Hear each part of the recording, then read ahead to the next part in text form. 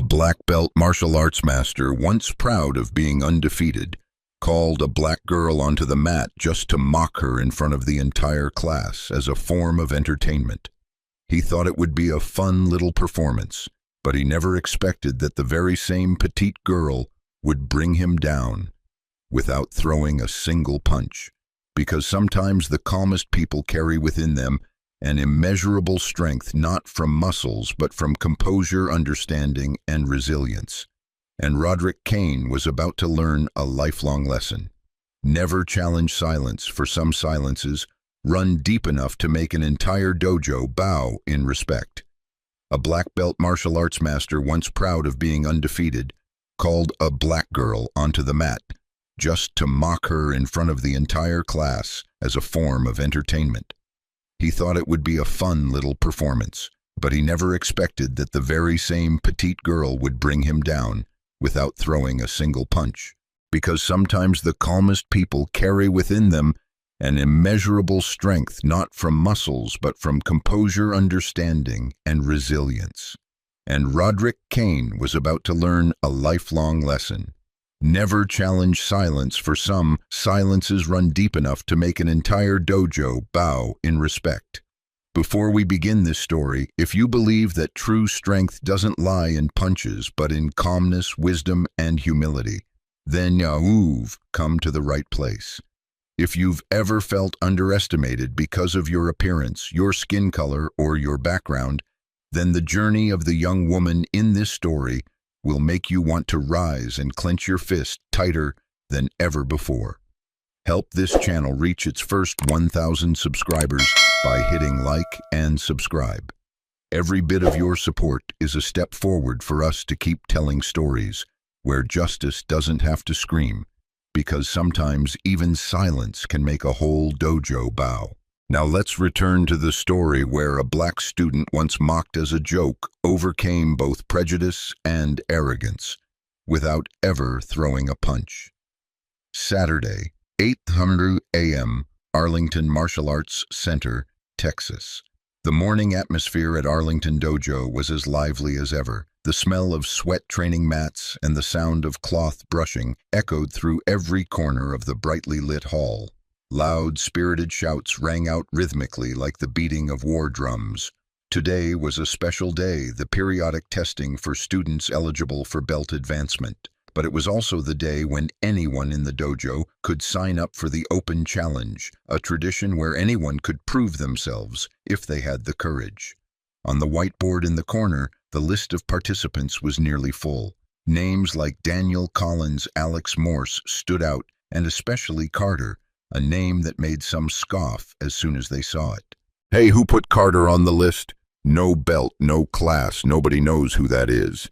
And it's a black girl," snorted a male student in a tight t-shirt and a blue belt, nudging his friend beside him. "That's Aaliyah Carter," a female voice cut in coldly. "She usually comes with her mom to clean after class." The group burst into laughter. "Well, we've got our entertainment for the day. Let's hope she brought her mop to use as a weapon." No one noticed that Aaliyah had been standing just a few feet away.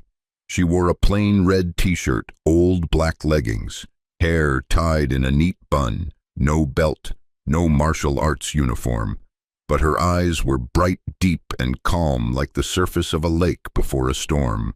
She slowly walked toward the registration table, gently placed her hand on the list, and confirmed her signature. She said nothing, but that very silence made a few people uneasy. Across the dojo, Master Dylan, a white martial arts instructor in his 50s, with a strong build and neatly cropped silver hair, was observing from afar. He held the registration sheet, scanning the names with furrowed brows full of doubt. When his eyes landed on Aaliyah Carter, he paused. "Carter," he repeated, looking to his assistant. "Who approved this name? She comes with her mother to clean, sir." The assistant hesitated. "But the rules don't prohibit outsiders from signing up if they're present and agree to the waiver." Dylan snorted. What a joke. He tossed the list onto the nearby table. Aaliyah moved to the warm-up area. She had no friends, no coach, no uniform, but she had something no one else here had: a hidden foundation in a forgotten traditional martial art. Trained since the age of 6 by her grandfather, a former Special Forces trainer. Aaliyah had never competed officially. She and her mother lived quietly, discreetly. Every early morning and late evening, when the dojo was nearly empty, she trained alone in the equipment storage room, a place no one paid attention to. But today, she chose to step into the light.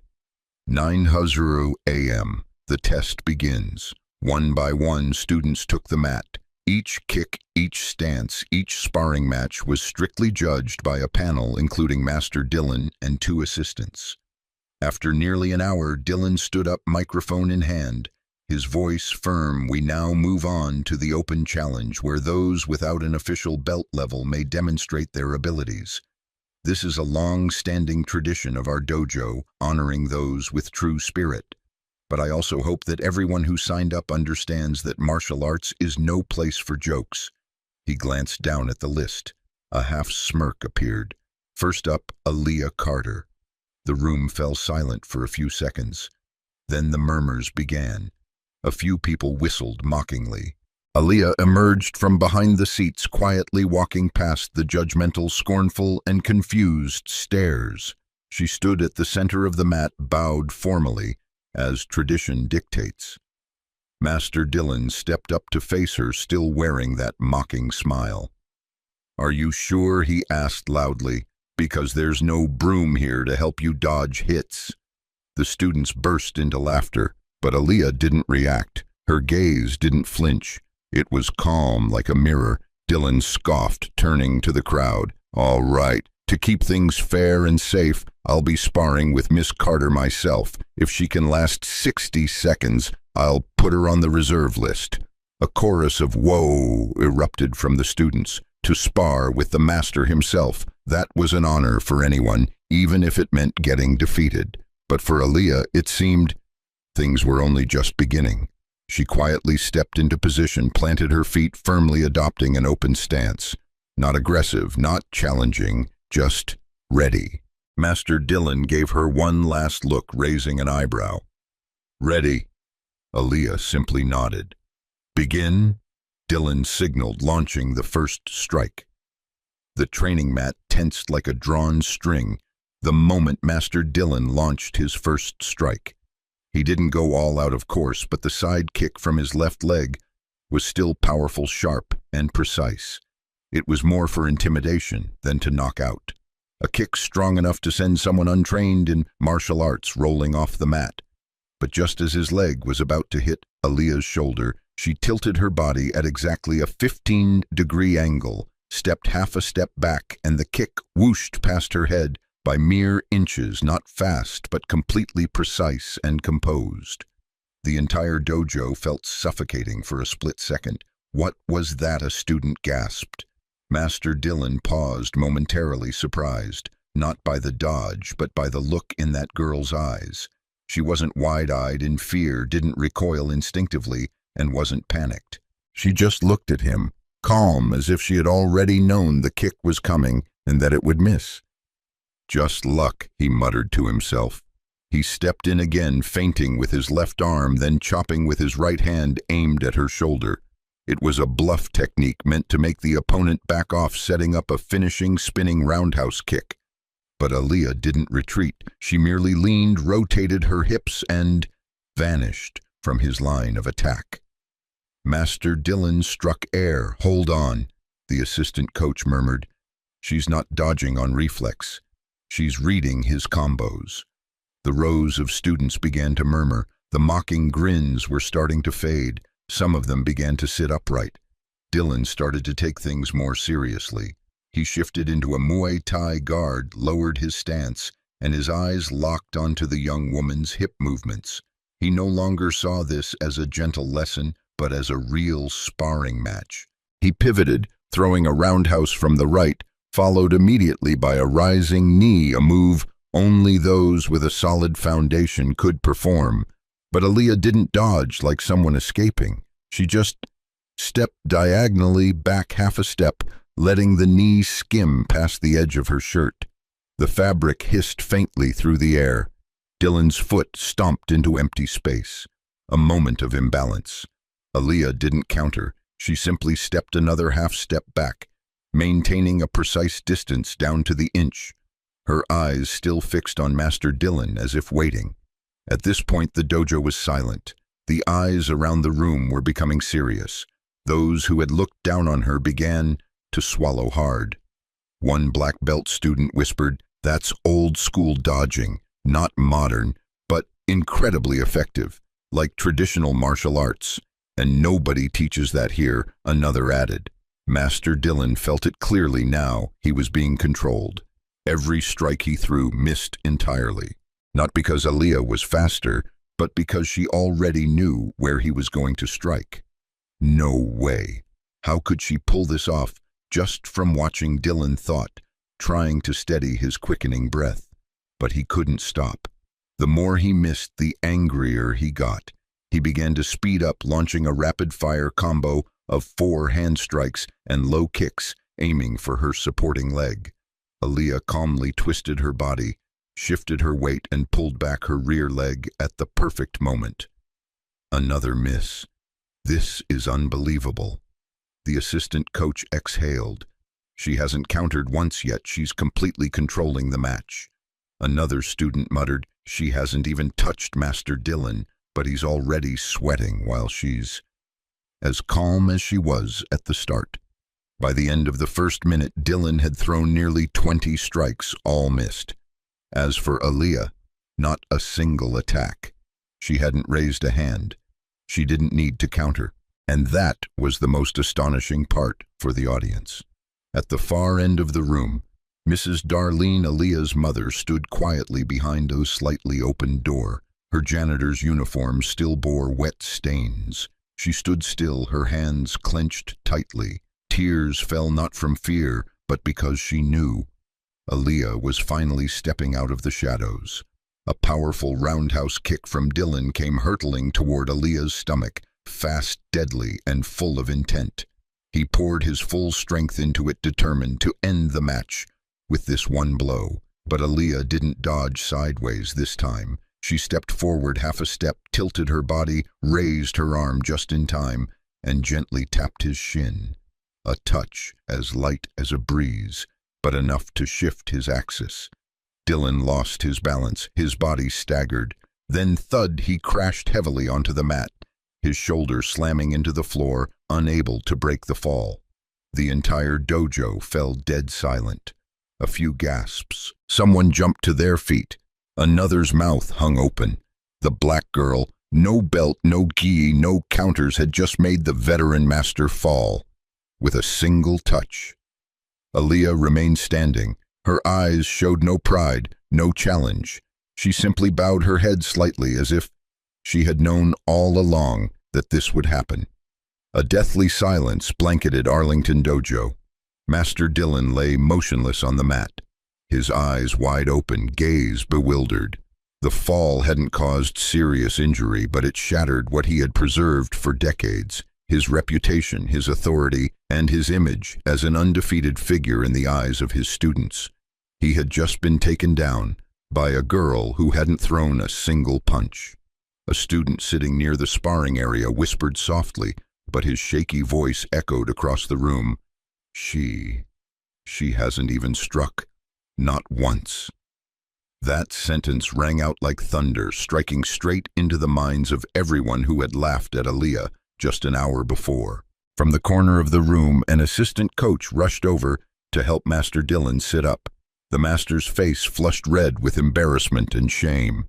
He tried to get up, but his eyes involuntarily glanced toward Aaliyah, still standing there, unmoving, her face calm, not a trace of contempt, not even a smile. That composure made him feel all the more humiliated. In the stands, the murmuring shifted in tone.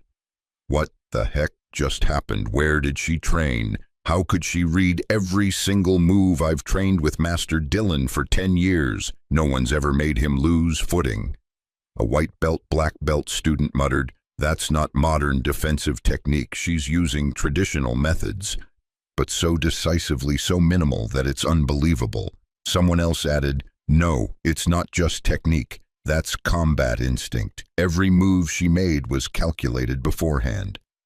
Master Dillon braced himself, slowly stood up. Sweat beaded on his forehead, not from exhaustion, but from crushed pride. He took a step toward Aaliyah. Everyone held their breath. "You," he began, but the words broke off into the thick, stifling air. Who did you learn from? Aaliyah's expression didn't change. She simply bowed her head slightly and replied, "I didn't come here to teach anyone a lesson.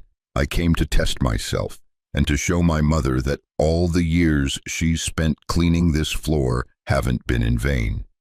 At that moment, Aaliyah's eyes weren't just focused on Dillon, but on the entire dojo, on every gaze that had once mocked her, on every polished shoe her mother had scrubbed clean night after night. And all of them looked down. From the corner of the room, a female student stood up and slowly walked toward Aaliyah. She was a brown belt one who had mocked the janitor girl. Her voice trembled. I'm sorry for what I said earlier." Aaliyah gave a gentle nod, no resentment, no anger. At that moment, the back door unexpectedly opened. Mrs. Darlene, Aaliyah's mother, walked in. Her janitor uniform was still stained, her hands trembling slightly, but her eyes shimmered with pride. All the students turned to look.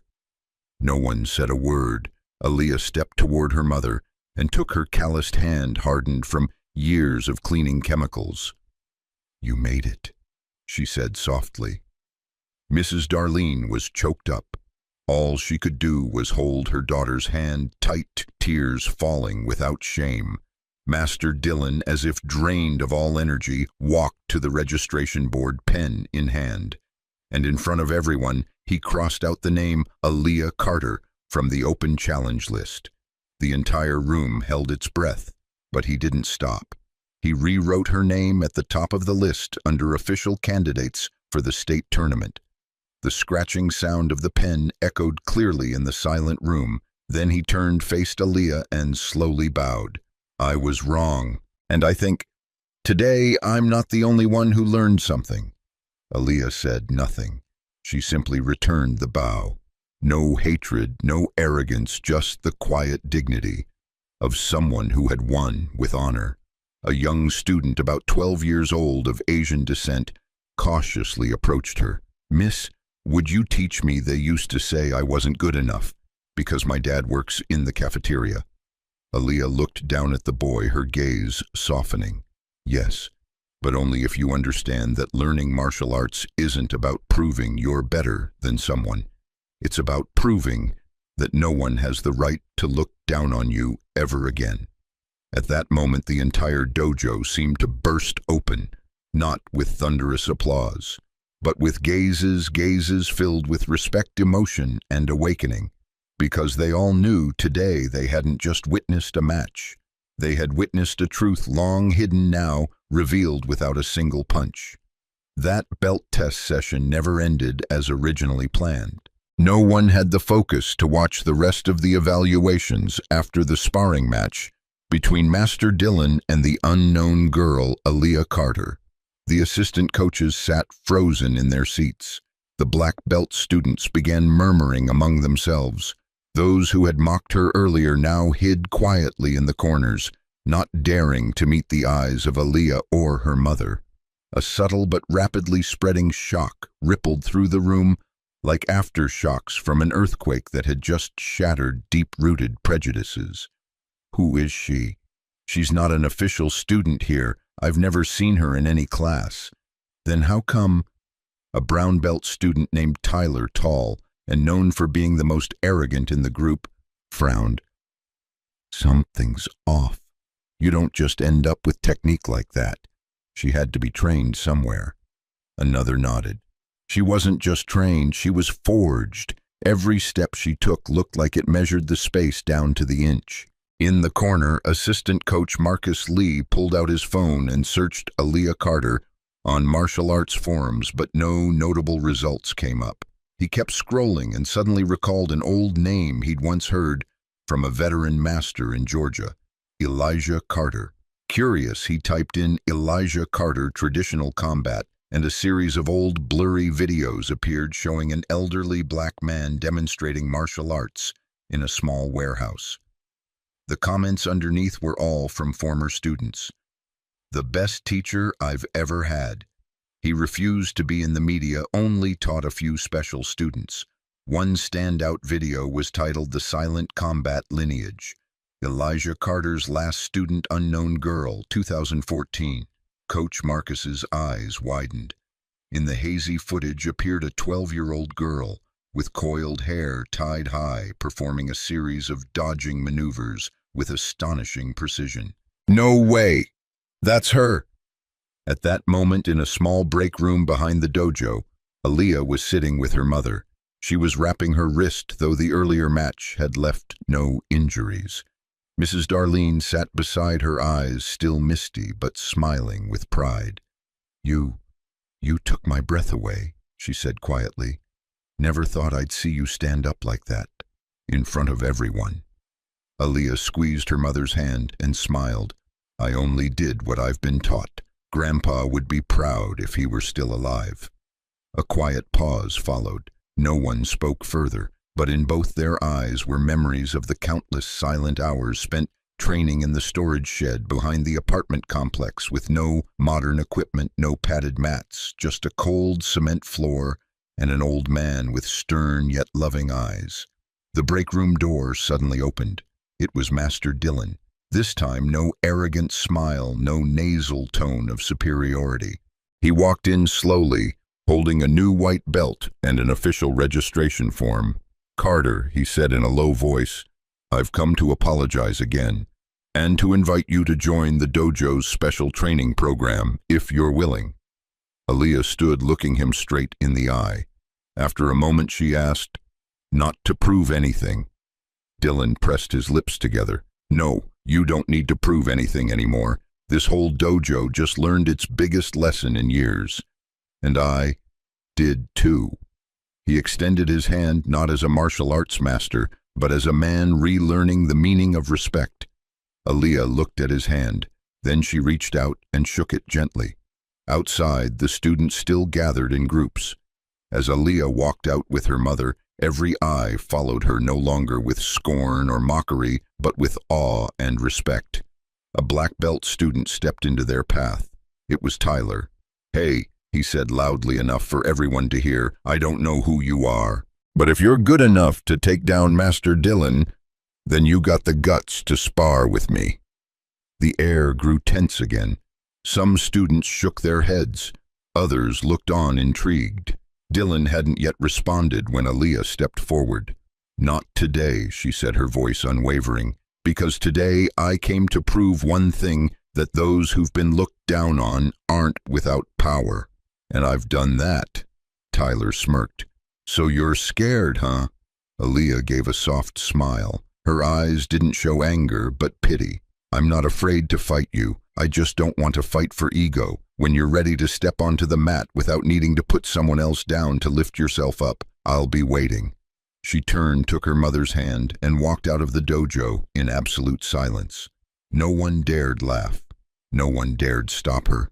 And only when they disappeared beyond the door, a student turned to Coach Marcus and whispered, "Coach, who is she?" Marcus stared after Aaliyah's silhouette, eyes filled with a strange mix of reverence and burning curiosity.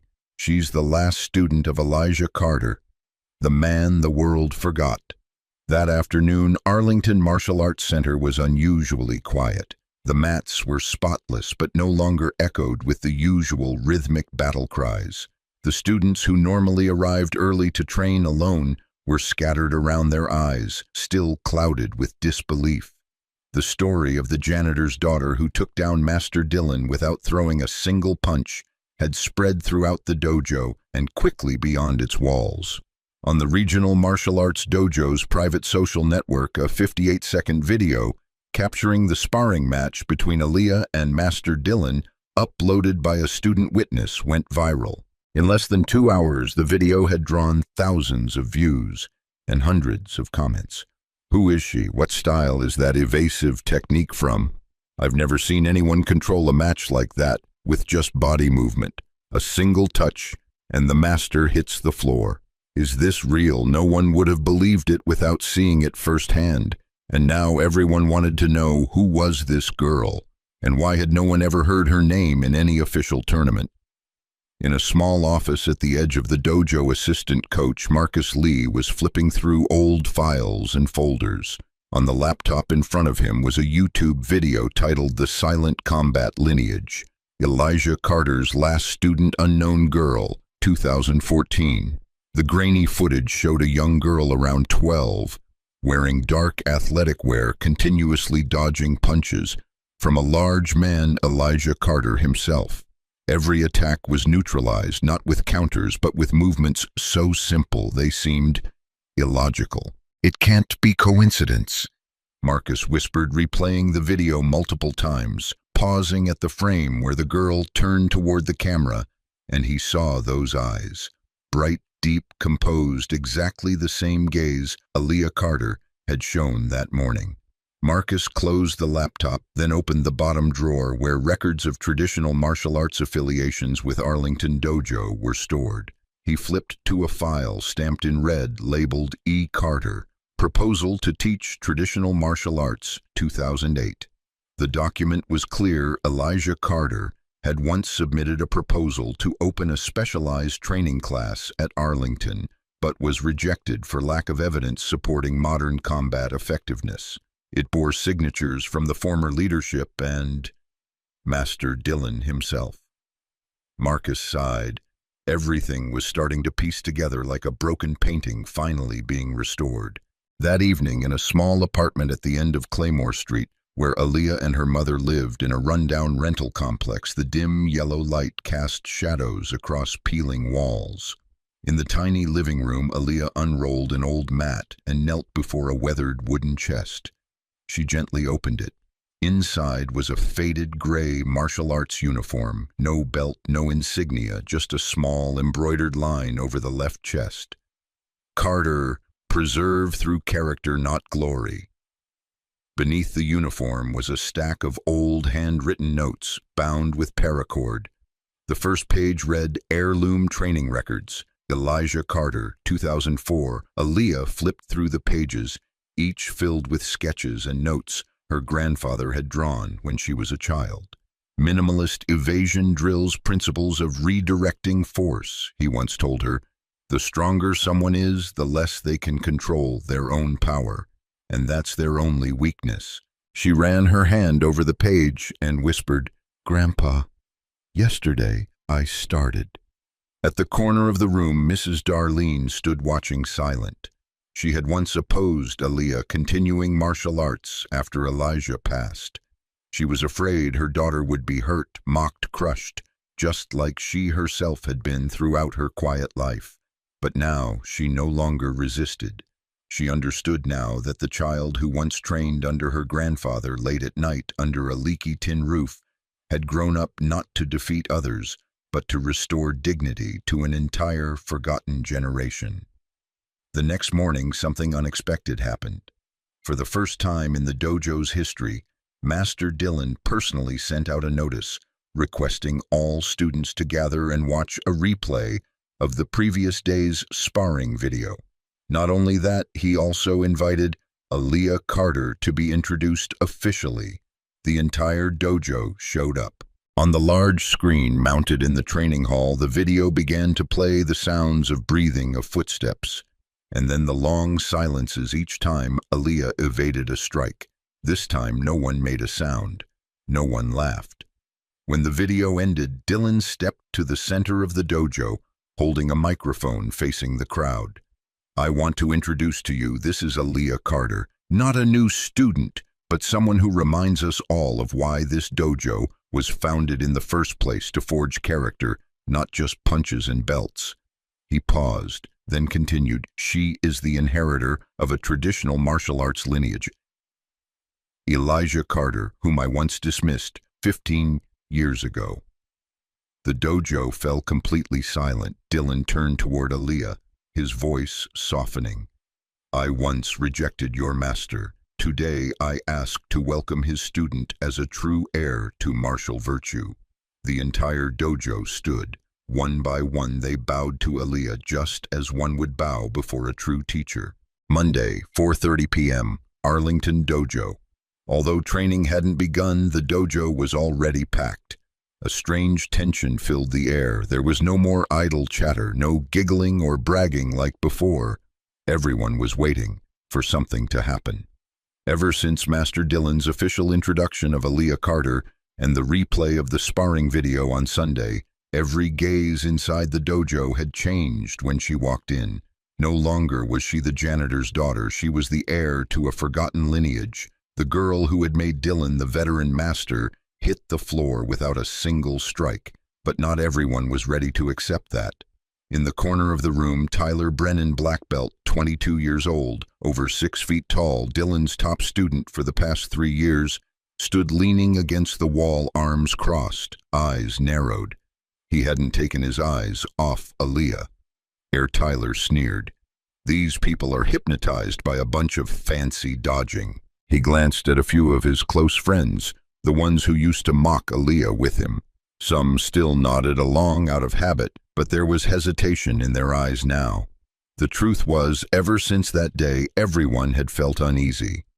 And Tyler, once the king of every sparring session, couldn't stomach this sudden shift of power. When Aaliyah entered, dressed in the same gray uniform with Carter stitched over her left chest, everyone parted to make way. She didn't speak, didn't hold her head high, but her presence radiated a silent energy that demanded respect. She sat down at the end of the row, preparing her shoes, seemingly unfazed by the stares around her.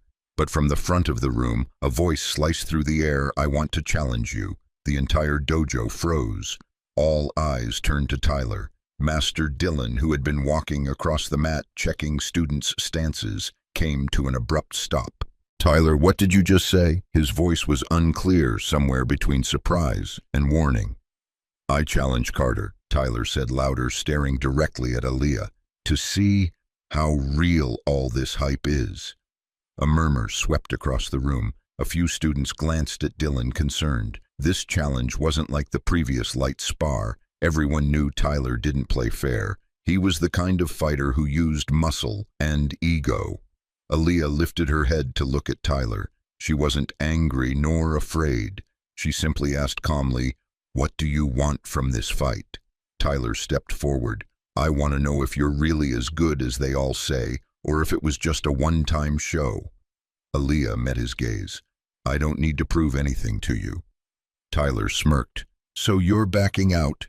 She exhaled softly. A long breath, then stood up. "I'll fight, but under one condition: no points, no timer. It ends only when one of us can't continue." A collective whoa rose from the back of the room. Master Dylan's eyes widened. That match was no longer a spar. It was a real fight. "Aaliyah," he stepped over and placed a hand on her shoulder. "Are you sure Tyler's no easy opponent? You don't need to prove anything anymore." She nodded. "I'm not doing this to prove myself. I'm doing it so people will stop casting doubt on the values my grandfather spent his life protecting." 10 minutes later, the entire dojo stood encircling the mat. The air had thickened. Tyler wore his black belt uniform, his face tense. Aaliyah, in contrast, had eyes calm and steady, as if she wasn't confronting an opponent but simply sinking with her own breath. "Begin," Master Dylan called out, officially taking on the role of referee. Tyler rushed in almost immediately. No feints, no probing, just a full-force roundhouse kick aimed at her shoulder. Aaliyah tilted her body, stepping back half a beat, dodging the blow without even lifting her arms. The dojo held its breath. A few students whispered, "She's doing it again." Tyler spun, following up with a vicious left hook. A dangerous strike, but she merely tilted her head. Exactly 2 centimeters. Another miss. In the first 30 seconds, Tyler launched more than 8 attacks. Every single one missed. Aaliyah didn't counter. She just dodged, observed, kept her distance.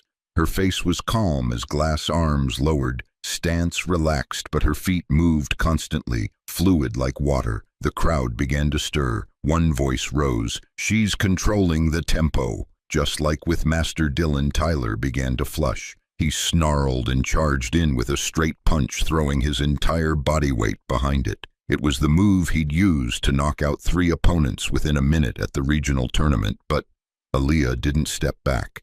She stepped forward, a short step, and just as Tyler was caught off guard by that sudden move forward, Aaliyah pivoted, subtly shifted her hips and weight like a breeze, and thud. Tyler's body was pulled off balance. His own momentum betrayed him. He fell not from a punch, not from a kick, not from any visible counter, just from a small shift in her position, and Tyler lay sprawled on the mat, eyes wide, staring at the ceiling.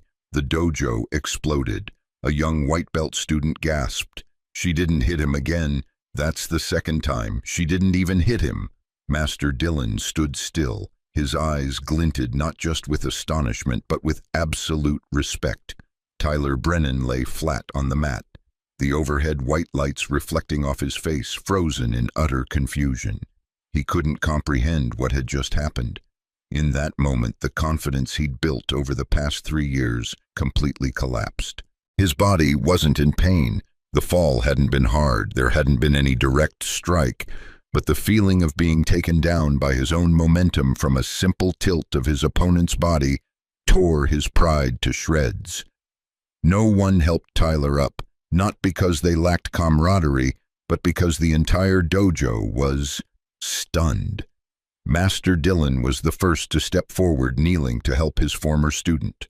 But Tyler brushed his hand away, propping himself up with his own arms, his eyes dazed. He glanced at Aaliyah.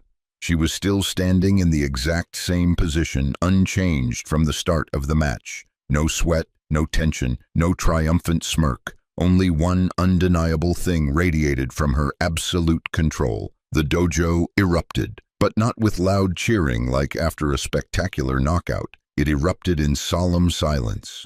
The students who had once mocked her now stared at the floor, unable to lift their heads.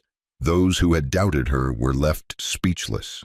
But the younger students, the children, looked at her with wide, hopeful eyes, as if they had just witnessed a legend come to life. Master Dillon stepped into the center of the mat and raised Aaliyah's hand like that of a champion. He declared, his voice echoing, is not just the winner. She's the one who reminded us of a lesson this dojo has long forgotten. He looked around at the entire student body, his gaze stern. We train not to defeat others. We train to restrain the ego, to control our power, and to calm our minds. He paused briefly, then turned to Tyler, who was now kneeling, fists clenched, head bowed. Tyler, you lost, not because you're weak, but because you didn't understand the deeper purpose of standing on this mat. Tyler bit his lip, his shoulders trembled. Everyone could see him battling his pride. But then he raised his head. For the first time, Tyler's eyes were no longer arrogant. I apologize, he said, facing Aaliyah. I insulted you. I dismissed the value of a lineage I never understood. Aaliyah didn't step back. She simply nodded, light but firm. No one is born understanding everything. What matters is whether after you fall, you stand back up with humility. Tyler looked at her for a long moment, then slowly bowed his head in a traditional martial salute. That act rippled through the dojo like wind through leaves. One by one, others stepped onto the mat and formed a line. A brown belt student spoke up. I was the one who said you didn't deserve to wear the uniform. Today, I don't feel worthy to stand in this dojo if I don't apologize first. Then came a blue belt girl, a white belt boy. Even some of the students' parents standing by the door bowed their heads as Aaliyah passed. Master Dillon signaled for Aaliyah to step on to the honor podium. In front of the entire dojo, he held a new black belt embroidered in gold thread with the words, Carter, Internal Lineage. This is not a belt earned through rank. This is a recognition of someone who has fully inherited the spirit of martial virtue. Aaliyah Carter, from today forward, you are no longer an outsider. The room filled with applause, not wild, not rowdy, but slow, deliberate claps, each beat landing deep in every heart. Not for a punch, not for a victory, but for a silent journey that finally stepped into the light with resilience and humility. That evening after class had ended, only Aaliyah and her mother remained behind to clean the mats just like always. As Darlene wiped near the corner of the room, she paused, her eyes stinging. "Now I see. Every time you swept the floor with me, it wasn't a waste." Aaliyah smiled and squeezed her mother's hand. "We've been in the dark long enough. Now it's time to live in the light, with our heads held high." In the private training room, Master Dillon sat with Marcus Lee, re-watching the footage of Aaliyah's match with Tyler. They replayed the moment she tapped Tyler's elbow just enough to disrupt his punch and send him crashing under his own force. Marcus nodded. "I used to doubt traditional martial arts, but now I believe there are things that can't be measured by speed or strength." Dillon sipped his tea, eyes distant. "Elijah Carter once offered to teach here, and I rejected him, but today his student has taught me instead." The two men fell silent. There was nothing more to say. A new chapter had just begun at Arlington Dojo. A week after the historic match at Arlington Dojo, the atmosphere in the training center had completely changed. Stories about Aaliyah Carter were no longer confined within the dojo. They had begun spreading beyond the city, especially within the traditional martial arts community that many believed had long fallen silent. On a well-known martial arts forum called The Root of Combat, a user posted an article titled, "The Last of the Carter Lineage, She Has Returned." Accompanying it was the video of Aaliyah's fight with Tyler, along with detailed technical analysis of her movements, pacing, balance control, and redirecting force to cause collapse. The article ended with a haunting line: "Just when everyone believed the Carter lineage had vanished, a young black girl quietly mopping dojo floors stepped out and reminded the world that victory doesn't always require a punch." The post spread rapidly. Martial arts schools in neighboring states began reaching out to Master Dillon, asking about the exceptional female martial artist. Some even invited Aaliyah to give technique demonstrations in private seminars. But for Aaliyah, everything still began on the old training mat, the one where she had trained with her grandfather every night after the neighborhood lights went out. That afternoon, Aaliyah stood in front of the old storage shack in the Claymore neighborhood. The wooden door was hanging off its hinges, the walls decayed and moldy, the tin roof riddled with holes. Inside, only a few torn training mats and a rusted weapons rack remained. Her mother stood behind her, gently placing a hand on her shoulder. "Are you sure you want to rebuild this place? It's nearly falling apart." Aaliyah nodded. "This was once Grandpa's home. It was where he taught me not just martial arts, but how to never bow to prejudice. If I'm going to start again, I want to start here." And so every day after class at Arlington, Aaliyah and her mother worked to restore the old shack. Tyler Brennan, after his humbling fall, came to help too. He didn't say much, just quietly removed roofing sheets, replaced light bulbs, and cleared debris. Other students from Arlington followed one by one. Some brought bricks, some donated training mats. Some brought nothing but apologies. Within 2 weeks, the once ruined shack had transformed into a small dojo, painted ash gray with a modest wooden sign hung above the entrance. "Carter Lineage. Forge character before combat." There was no front desk, no online registration. All anyone had to do was knock. On the first day of class, there were only 5 students. A 10-year-old boy with anxiety disorder, a single mother in her 40s, an overweight girl bullied by classmates, Tyler, and a Japanese martial arts master visiting from another state. None of them fit the mold of promising martial artists by typical standards, but that was exactly what Aaliyah wanted. Because Grandpa once said, martial arts isn't to make the strong stronger, it's to give the weak the chance to realize they were never weak at all. Back at Arlington, Master Dillon had changed too. A dedicated section of the dojo was created called Carter Lineage Honor Wall, displaying old photos of Elijah Carter, snapshots of Aaliyah's matches, and handwritten excerpts from the lineage's teachings. Dylan even launched a special class titled the Silent Skill Class, focused solely on evasion, force control, and spatial awareness, and the instructor was Aaliyah Carter herself. The revival of the Carter style stirred old memories. Elderly former students of Elijah began reappearing. Some brought notebooks, others brought old VHS tapes containing his teachings. An elderly man with a silver beard quietly arrived at the new dojo and handed Aaliyah a wooden box. Inside was the original manuscript of the Carter lineage's advanced internal techniques lost for nearly 20 years. Your grandfather let me train with him one summer. I didn't see it through, but he once told me, if one day you meet someone humble enough to bow and strong enough to stand firm, pass this on. Today, I've met her. That evening, Aaliyah spread out all of her grandfather's writings, diagrams, and recordings across the dojo floor. She began piecing it all together, not to revive the past, but to shape the future. Tyler sat beside her, opening a fresh notebook, recording each movement for the first time. He was no longer someone seeking to win, but someone relearning how to listen. I used to think martial arts was about victory, about domination, he whispered. But now I think maybe it's about standing still when misunderstood, not striking back and waiting for the right moment when the truth makes them fall on their own. Aaliyah smiled. That's how Grandpa lived. And now, it's how we'll keep this lineage alive. At the State Martial Arts Council, a special meeting was held to discuss reinstating Carter lineage as an officially recognized style. This time, the application was not denied.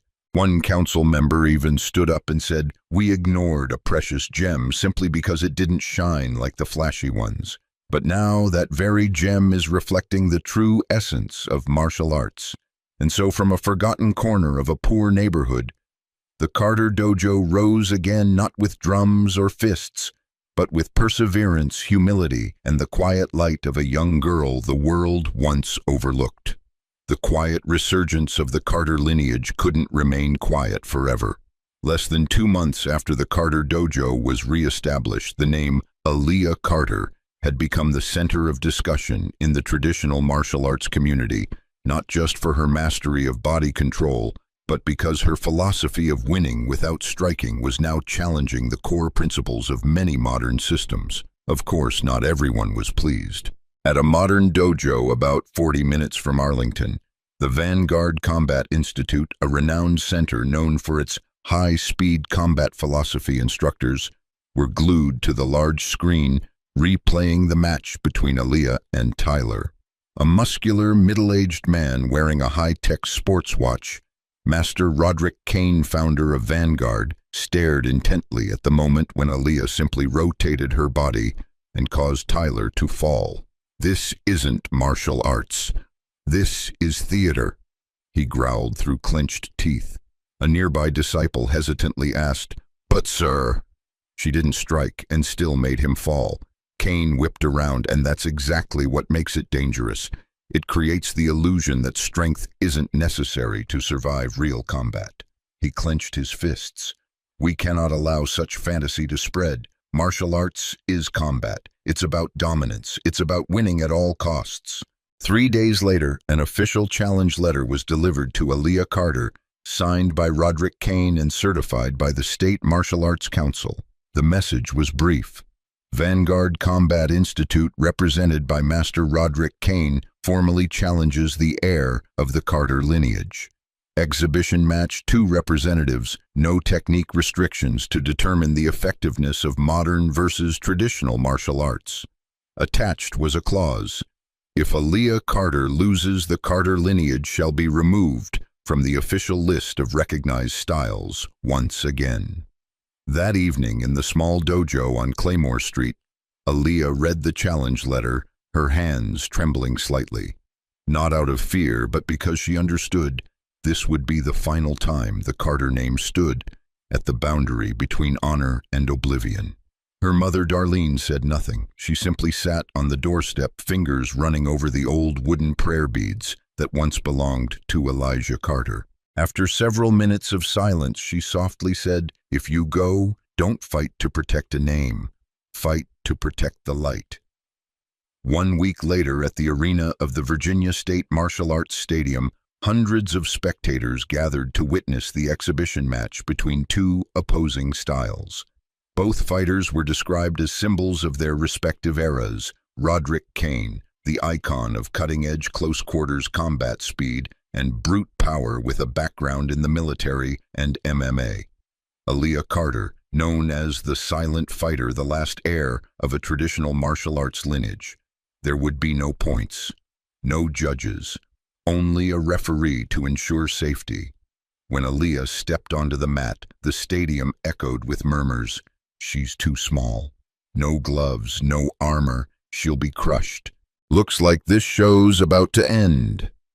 On the other side, Kane wore premium training armor, professional gloves with force sensors attached to his elbows and knees, proof that every strike he threw could incapacitate an opponent if it connected.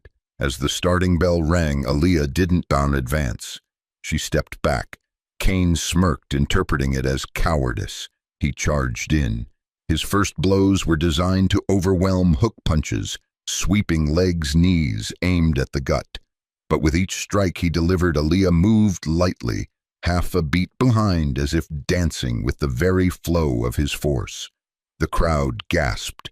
Kane roared and increased his speed. He launched a combination hand, knee, elbow, kick, but Aaliyah still hadn't laid a finger on him. And then on his 14th strike, a powerful right hook, Aaliyah suddenly dropped low, twisted her waist, and extended her left arm in a graceful arc. His arm missed its target. His momentum lost control. His balance broke. And Kane, wearing all his expensive armor, crashed to the mat like a fallen log. The entire stadium went silent. No punch, no scream, no gimmick, just force colliding with emptiness and emptiness prevailing. Kane couldn't get up right away. The man who once taught that you must be stronger to win now lay motionless, stunned by reality. When he was helped to his feet, he looked at Aaliyah for the first time in his life with an expression that resembled humility. In front of thousands, Kane removed his gloves, unwrapped his headband, and stepped to the center of the mat, bowing deeply. "I apologize for thinking martial arts was only about muscle." Aaliyah bowed in return. "That's what my grandfather always believed. When martial arts lose humility, they become sanctioned violence." The State Martial Arts Council rose to their feet. The council chairman stepped onto the stage, holding up a thick document before the crowd. From this day forward, the Carter lineage is officially reinstated, not as a legacy, but as a living testament to the highest ideal of martial arts, to conquer oneself through silence.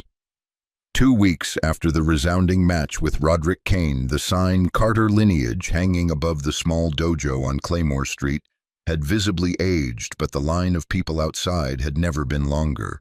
One had come all the way from New York, bringing his 15-year-old daughter who had been bullied at school. Another father brought his son with motor disabilities because they say this place teaches how to win without fighting. There were even former martial artists who had quit due to fear of injury, now returning simply because they wanted to learn how to stand still without trembling. Inside the dojo, Aaliyah Carter knelt on the same worn mat she had kept since the days her grandfather Elijah was alive. In her hands was a handwritten letter from the State Martial Arts Council. "Based on your accomplishments, spirit, and profound social impact, we formally invite Aaliyah Carter to represent the state of Virginia at this year's National Traditional Martial Arts Conference, not because she won a fight, but because she changed how people saw martial arts." That afternoon, she and her mother returned to their old home. Neighbors crowded the doorway, bringing flowers, applauding, some even posting Aaliyah's photo on the walls like a local hero. But she didn't put her arm around anyone, didn't raise a fist, didn't give a grand speech. She simply smiled and stepped inside. Everything was the same: the old desk where her grandfather used to sit, the crumbling bookshelf, and a small photo of Elijah Carter in his black beret, gaze stern but never cold. On the wall, the framed certificate that read "Founder of the Carter Lineage" was dusted clean by Aaliyah and quietly rehung. This time, right beside it was a new frame with a note written in a child's handwriting, "The one who brought back the light." That evening, the dojo hosted its first session of the class, titled "For Those Who Never Dared to Fight." Aaliyah stood at the center of a circle of 12 students, no two alike. One was overweight, another elderly, some were shy, and one young woman was recovering from emotional trauma after an abusive relationship. She didn't begin with a greeting nor by discussing technique. She simply said, "Before we learn to dodge strikes, I want you to learn how not to fear yourselves anymore." At the National Martial Arts Conference, while masters from across the country presented styles, techniques, and tournament footage, when it was Aaliyah's turn, she stepped on stage and played a short video. It wasn't a fight. It was footage of a non-verbal boy learning to sit calmly on the dojo floor, no longer screaming in fear. Beside him, his instructor sat quietly, breathing with him, one breath at a time. The hall fell silent. When the video ended, Aaliyah said only, "Sometimes the greatest battles don't happen inside steel cages, but inside the chest of a child who only needs someone to believe he can control his own breath." The applause that followed wasn't thunderous. It was deep, resonant, like gratitude for a truth long forgotten. Months later, the Carter Dojo was officially recognized by the state as the first confidence restoration through martial arts center. Its curriculum had no belt ranks, no competitions, no concept of winning or losing. Only people learning not to be knocked down by their own fears. Tyler Brennan became the lead instructor of the class, the courage to face teaching students how to stand firm before learning to dodge. His opening line was always, "I thought I was strong until I fell, without anyone hitting me." One day, as Aaliyah was mopping the dojo floor, a scrawny 12-year-old boy with torn sleeves quietly walked in. He asked, "Do you teach people who don't have a dad?" Aaliyah paused for a beat, then smiled. "I teach people who have nothing at all, but still want to stand tall." The boy bowed his head. For the first time, someone looked at him and didn't see what was missing. As the sun set, golden light spilled across the polished wooden floor. Aaliyah stood in the center of the room and bowed, not to someone, but to the past. She had once been the little girl who mopped the dojo floor after hours, wearing a faded shirt no one noticed. Now she still mopped the floor, but every eye turned toward her, not because she won, but because she never gave up. And so the story of Aaliyah Carter comes to a close, from a girl mocked in the corner of a dojo to the one who made an entire generation question what true strength really is. If this story touched you and you haven't subscribed yet, please hit like and subscribe so we can continue sharing more stories like this, stories of justice, resilience, and hope. We'll see you again in the next journey, where ordinary people do extraordinary things simply by refusing to stay silent. While you wait for the next story, I've selected a few videos I believe you won't want to miss. They're waiting right next to this one. Wishing you peace today, and the courage to always stand tall, even without a punch.